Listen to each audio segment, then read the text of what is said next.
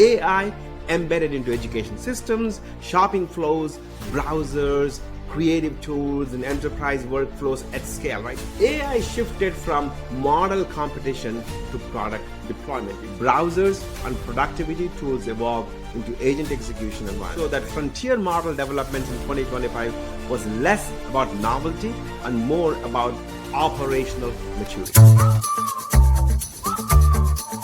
Hello everyone. Welcome to the year-end update of 2025 from the AI entrepreneurs. And this is your host, Ramesh Danta. It's very difficult to believe that the year has already passed. 2025 was very quick, but from an AI perspective, the way I could characterize 2025 was an AI tsunami. So for this summary update, the tact I'm going to take is only come up with a strategic guide to the key players that played in 2025 and verified releases. See, lots of promises have been made in the past, and then many promises were not kept. But 2025 was a seismic year in terms of the actual number of releases, verified releases that have taken place. And this particular update is actually a summary of all of that has happened for ledger of AI models, products, and platforms that actually shipped. So it's a different take on a summary update where in the past we might have said, hey, this is all things that happened, but this one will focus primarily on the releases that were made and all that stuff. Okay. So it has moved fast for years, but 2025 marks a clear inflection point. The industry is no longer defined primarily by model announcements or benchmark gains. Instead, it is defined by deployment. AI embedded into education systems, shopping flows, browsers, creative tools, and enterprise workflows at scale, right? So it's a lot has happened here. For professionals trying to keep up, though, the challenge is no longer awareness. It's just not just knowing, hey, what's going on, but actually signal detection, right? So where things have actually happened. So which releases actually matter? Which companies are shaping behavior rather than just headlines? That's what we're going to focus today. So the scope for today's episode, and by the way, there is also a guide that goes with it as well. So if you subscribe to this channel, so the link to the guide, we will give it to you. You can like or you can comment. The more you engage with us, the more goodies you will get, right? So there's actually a nice guide that accompanies this particular video and podcast episode. We can send it to you if you engage with us, either like the YouTube video that you may be watching on the channel, or the podcast if you're listening to it, or just send us an email to the AI entrepreneurs. This guide only covers AI releases, confirmed AI releases, I should say, products, platforms, and acquisitions that occurred in 2025. It spans foundation models, small and edge models, education deployments, search and shopping tools, agent-based systems. This has been the year of agent, as you know, creative and developer applications, and major global, including China-based releases. So that's why get a cup of coffee, get a nice comfortable chair or sofa wherever you're sitting, and just follow along with me. All right, so let's go. The very first section I'm going to talk about is the foundation models, the frontier layer. At the core of the 2025 AI landscape are large general purpose models that continue to set the ceiling for capability, right? So in the past, they've been launched, but this is the year a tsunami has come. OpenAI, let's start with, so that's the big gorilla in the room, issued multiple updates to the GPT-5 series models in 2025, introducing modes optimized for rapid responses as well as deeper, more deliberate reasoning. GPT 5.2 introduced multiple operating modes: instant, thinking, and pro, formalizing tiered reasoning depth inside a single model family and standardizing how advanced reasoning is accessed in production systems. Anthropic released Claude Opus 4.5, right? We're only talking about the released, alongside updated Sonnet, a haiku variants. The 4.5 line emphasized long context reasoning, coding reliability, and agent-style workflows, reinforcing Anthropic's focus on controlled enterprise-grade model behavior. Okay, so now Google the other, big gorilla in the room as well, DeepMind continued expanding the Gemini family throughout 2025, and it's done quite successfully, even reflected in the stock price as well, supporting Google's broader product ecosystem rather than positioning Gemini as a standalone destination, right? It's woven into all of its products. XAI released Grok 4.1, improving real time context handling and reinforcing its strategy around live, event aware AI systems, right? So these are all the big players, what they have done. Together, these releases show that frontier model developments in 2025 was less about novelty and more about operational maturity, right? There's a lot more that we could talk about, but I just want to bring you the major releases, I would say. So that's about section one. Now, moving on to section two, which is small and edge models. AI moves closer to the user. So it has not just been a year of the frontier large models, but also small and edge models have really been deployed. And let's talk a little bit about that. While frontier models dominated headlines, it also saw meaningful progress in small and edge optimized AI. Mistral released Mistral Small 3.1, continuing its strategy of shipping efficient, high performance models suitable for deployment outside of hyperscale environments, right? So that's one of the noteworthy small models out there. Okay. And Google introduced NanoBanana. So one of our favorites, actually, NanoBanana Pro, that we've been using quite extensively, an internal small multi-model model, right? So referenced in 2025 developer documentation. The model focused on controllable image generation and improved text rendering, reinforcing Google's emphasis on specialized task-specific modes rather than one size fits all systems, right? So this has been one of our favorites, and we've been using quite extensively.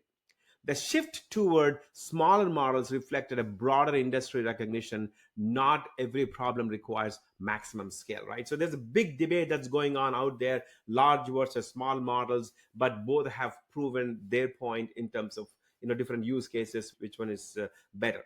Okay. So, and by the way, if you really want to get in depth about some of these models, we have done newsletters in the past, specifically focusing, for example, NanoBanana Pro and what it has done and how we are using it. So please go subscribe to our newsletter, the AI Entrepreneurs newsletter, and of course, definitely subscribe to this video channel as well, or the podcast audio as well, so you can get updated with the latest updates that we bring on a weekly basis. Actually, we publish multiple editions per week.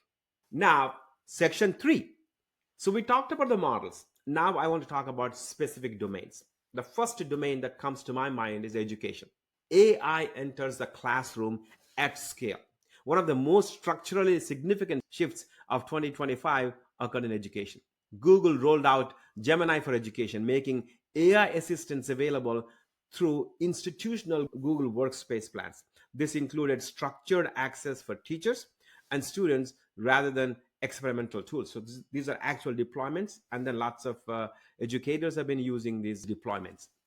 Google also expanded Notebook LM for students, and Notebook LM is another favorite of us. We've been using it. We have used it for podcast episodes and things like that, and it's a fantastic tool. Please go ahead and look at Notebook LM, that we have done specific editions on it in the past. Positioning AI as a document grounded study and research assistant, and introduce Gemini powered features inside Google Classroom and Chromebook. So one thing that you probably are noticing is Google rolled out a bunch of stuff, right? So this year, so we talked about NanoBanana Pro, Notebook LM here, and so that's what is happening on that end. By the end of 2025, though, Google reported Gemini powered education tools reaching tens of millions of students and educators through Classroom, Workspace, and Chromebooks that are Google's products. So that was about education.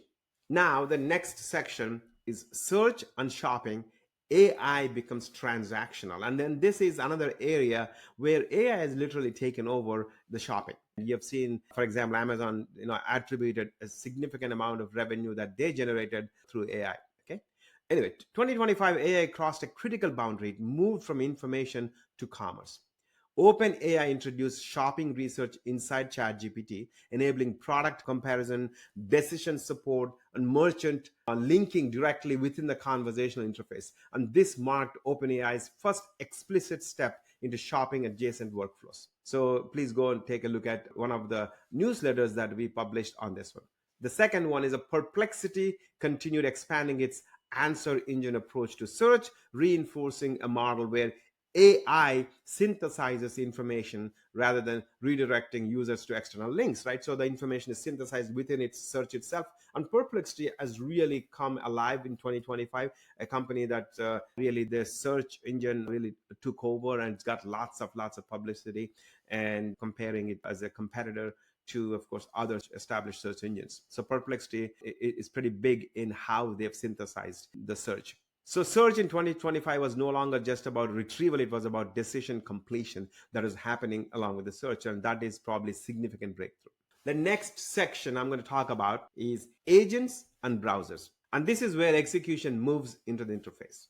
Another defining theme of 2025 was the rise of agent-based AI. And then if you go back and look at our 2024 summary, so we talked about 2025 being the year of the agents, and it was true, right? So you saw agents all over the place in every product and every company. So Perplexity launched the Comet browser, first in limited release mid-year and then broadly later in 2025. Comet positioned the browser itself as an AI native environment capable of multi-step reasoning, task persistence, and research synthesis across tabs. So that's the Perplexity's Comet browser. And Microsoft, of course, not surprisingly, expanded Copilot agents, bringing task-specific autonomous workflows into Office, Edge, and enterprise environments, right? So Copilot was launched in the prior years, and then now the Copilot agents have taken over in all of the product line. And some of the established companies like a Microsoft, they're not doing point products, but they're embedding these into their existing products like Office and Workspace and all that stuff.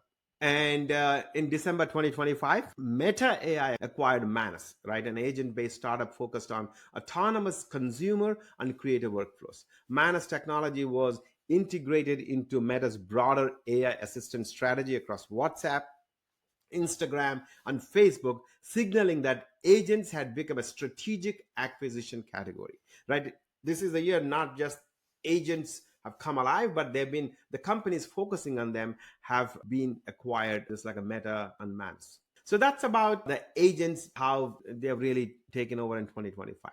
Now, the next section is the creative and developer tools. Lots of coding revolution has taken place in 2025. I'm going to talk a few more, but this is where the AI as a production surfaces, right? So no longer experimental, creative, and technical workflows, but actual in production.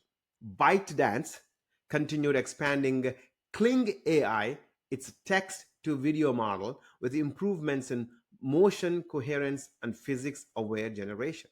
So that's some creative tool that the Kling AI that came. And Cursor shipped multiple 2025 updates, document release notes, and including deeper model integration and workflow automation. So Cursor, as you know, it's a vibe coding, and it's really taken over. So this is where they've done lots of updates in that space. Okay.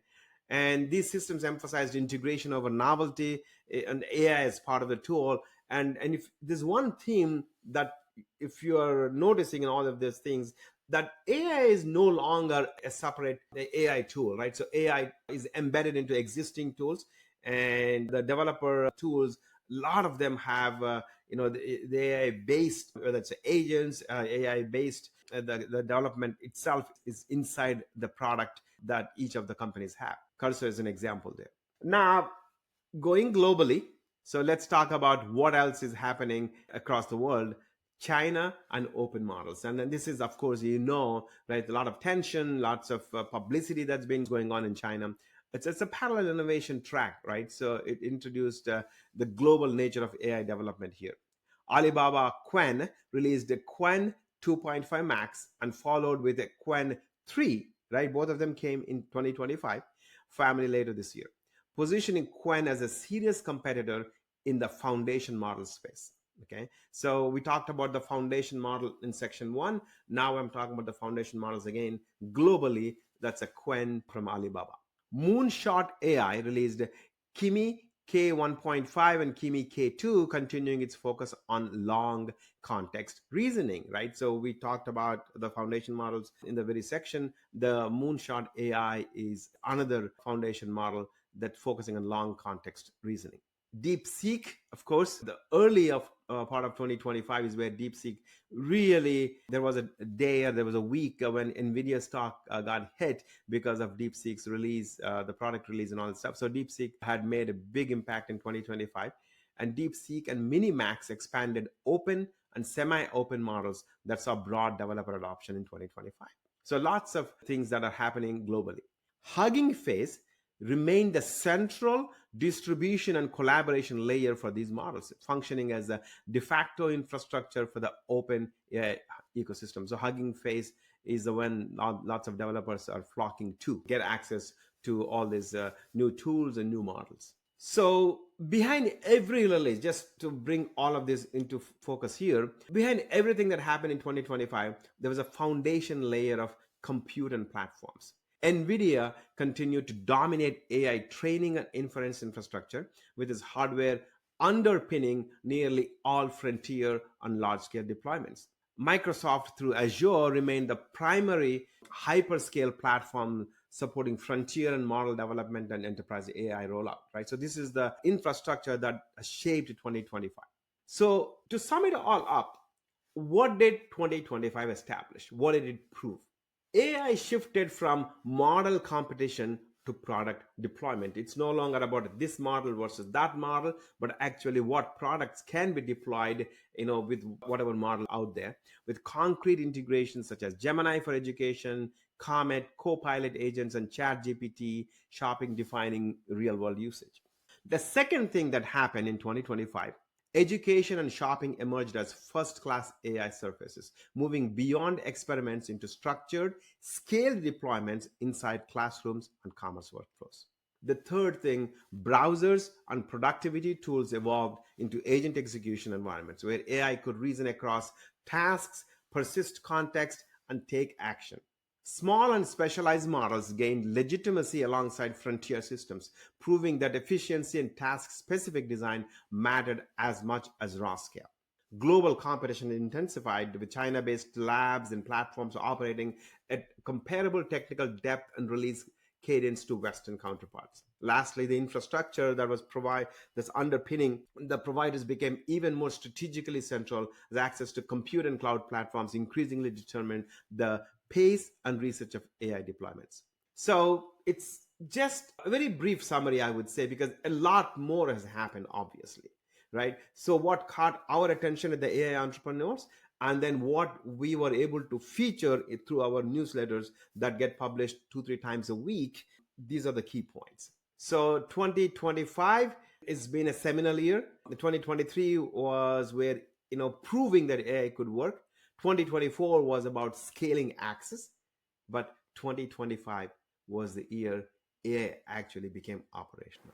I don't know what's going to happen in 2026, but it is going to be another blockbuster year.